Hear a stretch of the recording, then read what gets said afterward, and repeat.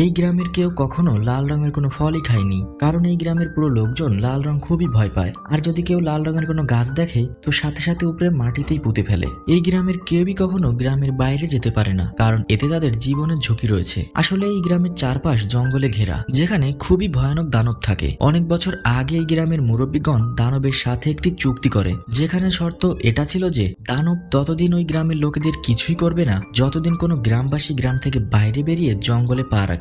কিন্তু এখন লুকাস নামের এই পাগল ছেলেটি জঙ্গলের ভেতরে গিয়ে লাল রঙের ফল নিয়ে এসেছে, যার জন্য দানব আর মানুষের মাঝে হওয়া চুক্তিটি ভেঙে যায়। এক রাতে এই ছেলেটি অদ্ভুত একটি শব্দ শুনতে পায়, আর যখন সে নিচে তাকায় তখন সে দেখে দানব গ্রামের ভেতরে চলে এসেছে। সে তাড়াতাড়ি বড় একটি ঘন্টা বাজিয়ে গ্রামের সবাইকে জাগিয়ে তোলে। গ্রামবাসীও এই ঘন্টা শুনে ওই দানবের থেকে বাঁচার জন্য লুকাতে থাকে। এদিকে ওই গ্রামেরই একটি অন্ধ মেয়ে, যার নাম ইভি, সে দানবের হুঙ্কার শুনে ঘাবড়ে যায়। দানবটিও তার দিকেই যাচ্ছিল। আর সামনে এই কাহিনীটিতে কি কি হয় চলুন দেখে আসি। তো কাহিনী শুরু হয় 1900 শতাব্দী থেকে, যেখানে আমাদেরকে একটি গ্রামকে দেখানো হয় যার নাম পেনসিলভেনিয়ার। যদিও এই গ্রামের সবাই হাসি খুশি ছিল, কিন্তু কেউ কখনো এই গ্রামের বাইরে যেতে পারেনি। এই গ্রামের চারপাশে বড় বড় দেয়াল রয়েছে, তার সাথে রয়েছে একটি ওয়াচ টাওয়ার, যার উপরে সবসময় কেউ না কেউ পাহারা দিতেই থাকে। আসলে এই গ্রামটি জঙ্গলের একদম মাঝখানে ছিল, এজন্য এই গ্রামের লোকেদের সাথে অন্য কোনো গ্রামের লোকেদের কোনো যোগাযোগই নেই। আর যারা এই গ্রামের ভেতরে থাকে তারা কখনোই বাইরে যায় না। এখানে কোনো ধরনের টাকা পয়সা চলে না।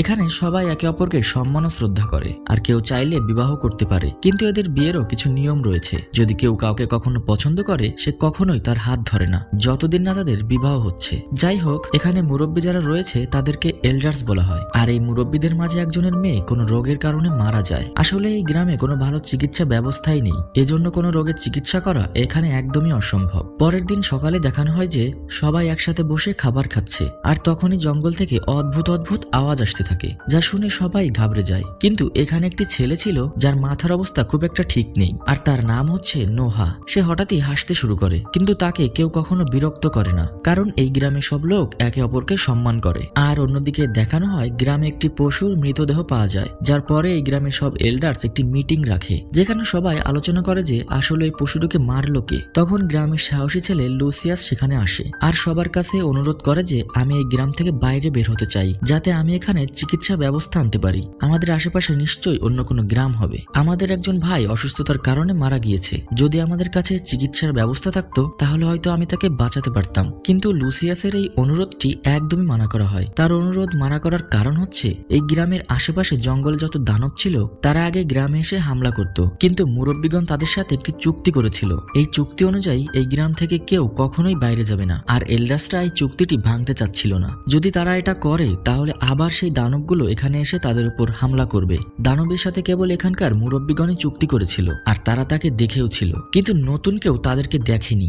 আর এই নতুন প্রজন্মের লোকেরা জঙ্গল থেকে তাদের শব্দ শুনতে পায়, তারা অনেক চিহ্নও দেখতে পায়। এজন্য তারা জানতো যে জঙ্গলে দানবরা থাকে। কিন্তু এই লুসিয়াস দানবকে খুব একটা ভয় পায় না, এজন্য সে জঙ্গলে যেতে চায়, কিন্তু তার বাইরে যাওয়ার অনুমতিই নেই। এই গ্রামে একটি মেয়ে থাকে যার নাম ইভি।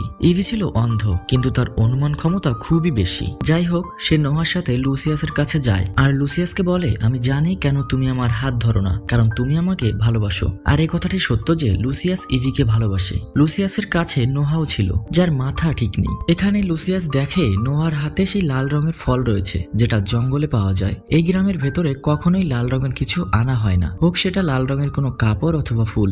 সাথেই লাল রঙের কোনো গাছ দেখলে মাটিতে পুঁতে ফেলা হয়। যাই হোক, লুসিয়াস বুঝতে পারে যে নোহা জঙ্গলের ভেতরে গিয়েছিল, আর সেই দানবগুলো তাকে কিছুই করেনি। আর এর জন্য সে আবার এল্ডার্সদের কাছে যায় আর বলে আমি নোহারাতে সেই লাল রঙের ফল দেখেছি, যা শুধুমাত্র জঙ্গলের ভেতরে পাওয়া যায়। এর মানে সে জঙ্গলে গিয়েছিল, আর তার নিষ্পাপ মনের কারণে দানবেরা তাকে কিছুই করেনি। আর আমিও দানবকে খুব একটা ভয় পাই না, এজন্য আমি অন্য গ্রামে গিয়ে চিকিৎসার ব্যবস্থা আনতে চাই, যার অনুমতি আমাকে দেয়া হোক। কিন্তু আবার একবার মুরব্বীরা তাকে মানা করে দেয়। লুসিয়াসের মাথায় শুধু একটা বিষয় চলছিল যে সে যে কোনো ভাবে গ্রামের বাইরে গিয়ে চিকিৎসার ব্যবস্থা এখানে নিয়ে আসবে। এজন্য সবাই নিষেধ করার পরেও সে পরের দিন সকালে গ্রামের বাইরে বেরিয়ে যায়। সে তার সামনে একটি ছায়া দেখতে পায়, যেটা ওই দানবের ছায়া ছিল। সে আবার ভেতরে চলে আসে। এই রাতে যে ওয়াচ টাওয়ারে পাহারা দিচ্ছিল সে ওয়াচ টাওয়ারের নিচে একটি ছায়া দেখতে পায়, যেটা ছিল দানবের। এটা দেখে সে খুবই ভয় পায় আর জোরে ঘন্টা বাজাতে শুরু করে। ঘন্টার শব্দ শুনে গ্রামবাসীও ভয় পেয়ে যায়। আসলে এই গ্রামে যত ঘর আছে সব ঘরের নিচে একটি গোপন জায়গা আছে। যখনই তারা বিপদের আভাস পায় তখনই সেখানে গিয়ে লুকিয়ে পড়ে, কিন্তু ইভি এখনো বাইরে রয়েছে আর সে লুসিয়াসের জন্য অপেক্ষা করছে। তখনই লুসিয়াস আসে আর তাকেও সেই জায়গায় নিয়ে যায়। তারা সবাই সারা রাত সেই দানবের শব্দ শুনতে পায়। আর পরের দিন সকালে যখন সবাই বাইরে বেরিয়ে আসে তখন দেখে প্রতিটি দরজায় লাল রঙের একটি চিহ্ন রয়েছে, যা দেখে সবাই বুঝতে পারে যে দানবের সাথে করা চুক্তি পুরোপুরি ভেঙে গেছে। মানে দানবেরা গ্রামবাসীকে একটি সতর্ক সংকেত দিয়েছে। এরপরেই সবাই একটি মিটিং রাখে, যেখানে সব এল্ডার্সরা ভাবতে থাকে এটা কিভাবে সম্ভব। তখন লুসিয়াস বলে, আমি গ্রামের বাইরে গিয়েছিলাম আর সেখানে একটি দানবকে দেখি, যার জন্য তারা কাল রাতে আমাদের গ্রামে এসেছে। এখানে সবাই বুঝতে পারে যে লুসিয়াস সবার ভালোর জন্য এটা করেছে, এজন্য তাকে মাফ করে দেওয়া হয় আর তাকে বোঝায় সে যেন আর কখনো বাইরে না যায়। আর এদিকে ইভির বোনের বিয়ে হচ্ছিল, যার কারণে পুরো গ্রামবাসী খুশি ছিল। বিয়ের পরে যখন সবাই নিজেদের ঘরে ফিরে যায় তখন দেখে কেউ একজন একটি মৃত পশুকে তাদের দরজায় ঝুলিয়ে দিয়েছে। এই অবস্থা দেখে সবাই আরো একবার ভয় পেয়ে যায়। সবাই ভাবতে থাকে দানব আজকে আবার আসবে। এজন্য লুসিয়াস ইভির কাছে যায় আর তারা একসাথে বসে সিদ্ধান্ত নেয় যে তারা খুব তাড়াতাড়ি বিয়ে করবে। পরের দিন সকালে জানা যায় নোহা খুবই রেগে আছে, কারণ সে ছোটবেলা থেকেই ইভিকে পছন্দ করে আর এর জন্য সে লুসিয়াসকে ছুরি দিয়ে আঘাত করে। লুসিয়াসের অবস্থা খুবই খারাপ হয়ে যায় আর সাথেই তার বাঁচার সম্ভাবনা খুবই কম, কারণ এই গ্রামে চিকিৎসার ব্যবস্থা নেই। এরপরে নোহাকে একটি রুমে আটকে রাখা হয়। এটা এমন একটি রুম যেটাতে কাউকে সাজা দেওয়ার জন্য আটকে রাখা হয়। এখন নোহাকে এখানে আটকে রাখা হয় কারণ সে উল্টাপাল্টা কাজ করতেই থাকে। ইভি যখন জানতে পারে নোহা লুসিয়াসকে আহত করেছে তো সে অনেক বেশি কষ্ট পায়। এখানে ইভির বাবা এডওয়ার্ড, যে ছিল এল্ডার্সদের মধ্যে একজন, সে তার মেয়েকে বলে, যখন তুমি অন্ধ হয়ে যাও তখন আমি কিছুই করতে পারিনি, কিন্তু এখন আমি গ্রামের বাইরে যাব। কিন্তু ইভির মা তার বাবাকে বারণ করে আর বলে, আমরা সবাই একটি ওয়াদা করেছি আর আমরা সেটিকে ভাঙতে পারি না। আর এদিকে ইভি ঠিক করে সে জঙ্গল পার করে অন্য গ্রামে গিয়ে চিকিৎসার ব্যবস্থা এখানে নিয়ে আসবে। তার বাবাও তাকে সাহায্য করে আর সকল এল্ডার্সদের বিপক্ষে গিয়ে অনুমতি দিয়ে দেয়। কিন্তু সে বাইরে যাওয়ার আগে তার বাবা তাকে একটি ঘরে নিয়ে গিয়ে কিছু বিশেষ কথা বলে, যা কেউই জানতো না। আর এখন ইভির সাথে গ্রামের আরো দুজন ছেলেকে পাঠানো হয়। তারা দুজন খুবই ভয় পাচ্ছিল, কিন্তু ইভি কিছুতেই ভয় পাচ্ছিল না। তার চেহারা আর মনে ভয়ের কোনো ছাপই নেই। আসলে তার বাবা এডওয়ার্ড যখন তাকে সেই ঘরে নিয়ে গিয়েছিল তখন তাকে এই গ্রামের আসল রহস্যটি বলেছিল। সে বলেছিল এখানে কোনো দানবই নেই। এতদিন যত দানব দেখা গিয়েছে তারা আসলে এল্ডার্সদেরই কিছু লোক ছিল, যারা ওই দানব সেজে জঙ্গলে যেত। এটা আমরা এজন্য করতাম যাতে কেউ কখনোই গ্রামের বাইরে না যায়। ইভি আসল রহস্য জানতো, এজন্য সে একটুও ভয় পায় না। তার সাথে যে দুজন ছেলে ছিল তারা খুবই ভয় পেয়ে যায়, কারণ জঙ্গল থেকে ভয়ানক আওয়াজ আসছিল। এজন্য তারা গ্রামে ফিরে আসে, কিন্তু ইভি যায় না। তার বাবা তাকে বলেছিল জঙ্গল থেকে যে আওয়াজ আসে সেটা গাছে লাগানো একটি ডিভাইস থেকে আসে, যা বাতাসের জন্য শব্দ করে।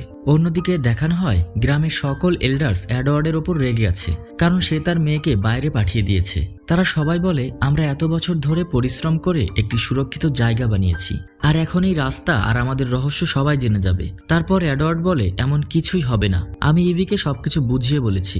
এরপর ইভিকে দেখানো হয় সে জঙ্গলের ভেতর দিয়ে যাচ্ছিল, আর তখনই সে অনেক বড় একটি গর্তে পড়ে যায়। সে কোনো মতে সেখান থেকে উপরে উঠে আসে। তারপরে সেই দানবের শব্দ আসতে শুরু হয়। যদিও তার বাবা বলেছিল জঙ্গলে কোনো দানব নেই, কিন্তু গ্রামে এমন কাহিনীও প্রচলিত ছিল যে জঙ্গলে অনেক আগে সত্যিকারের দানব ছিল আর তারা মানুষকে নকল করত।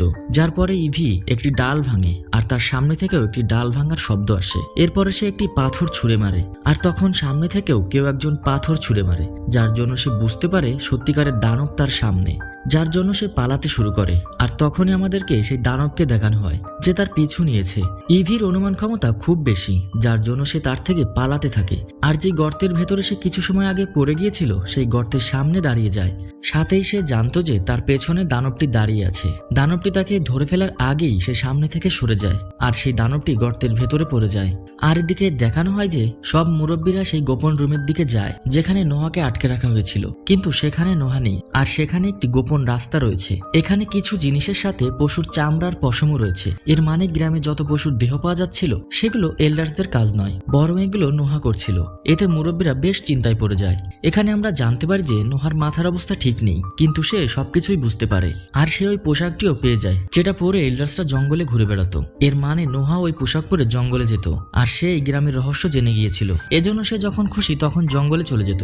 আসলে এখানকার সব এল্ডার্সরা যেমন ভাবে সবার অনুভূতিকে নিয়ে খেলা করছিল, ঠিক সেভাবেই নোহা এল্ডার্সদের অনুভবকে নিয়ে খেলা করছিল। কিন্তু সে ইভিকে পছন্দ করে। এজন্য যখন সে জানতে পারে লুসিয়াস ইভিকে বিয়ে করবে তখন সে পাগল হয়ে যায়। তো যাই হোক, জঙ্গলে যে দানবটি ইভির পেছনে ছিল, যেটা গর্তে পড়ে গেছে, সে আর কেউ না বরং নোহা ছিল, যে এখন মারা গিয়েছে। এরপর ইভিকে দেখানো হয় সে জঙ্গলের ভেতর দিয়ে যাচ্ছিল। তার বাবা তাকে বাইরে যাওয়ার রাস্তা বলে দিয়েছিল, আর ইভি রাস্তা দিয়ে যেতে যেতে একটি উঁচু দেওয়াল পার করে, যেখানে আমরা রাস্তা দেখতে পাই। সেখানে একটি গাড়ি আসে আর একজন পুলিশও নেমে আসে। এখানে আমরা জানতে পারি যে এটা 19 শতাব্দী নয় বরং 2024 সাল। এর মানে এটা আমাদেরই সময় ছিল।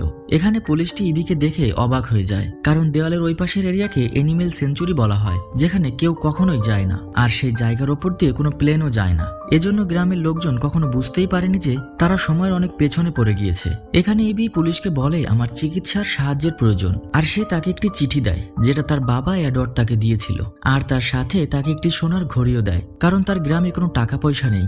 যদিও পুলিশটি তার সিনিয়রকে বিষয়টি বলতে চাচ্ছিল, কিন্তু সে ইভির নিষ্পাপ চাহনি আর কষ্ট দেখে তাকে সাহায্য করার চিন্তা করে, আর কিছু ঔষধ নিয়ে এসে ইভিকে দেয়, আর তাকে সেই জায়গায় রেখে যায় যেখানে সে ইভিকে প্রথমবার দেখেছিল। যার পরে ইভি আবার তার গ্রামে ফিরে আসে, আর যেই ঔষধ নিয়ে এসেছিল সেগুলো তার বাবার কাছে দেয়। এরপর সে সবাইকে বলে জঙ্গলে একটি দানব তার পিছু নিয়েছিল, কিন্তু এখন সে মারা গিয়েছে। একথা শুনে নোহার বাবা মা বুঝতে পারে নোহা আর নেই, কিন্তু তারা এই কথাটি কাউকে বলে না। আর গ্রামে যত মানুষ ছিল তাদের মনে দানবের ভয় এখনো রয়েছে। আর এখন প্রশ্ন এটা দাঁড়ায় যে এল্ডার্সরা এই দানবটিকে কেন বানিয়েছে। আসলে 1972 সালে যখন এডওয়ার্ড একজন প্রফেসর ছিল, তখন সে তাদের কথা শুনতো যারা অনেক বেশি কষ্ট পেত, আর তাদের সকলের কষ্টের কারণ এই দুনিয়া ছিল।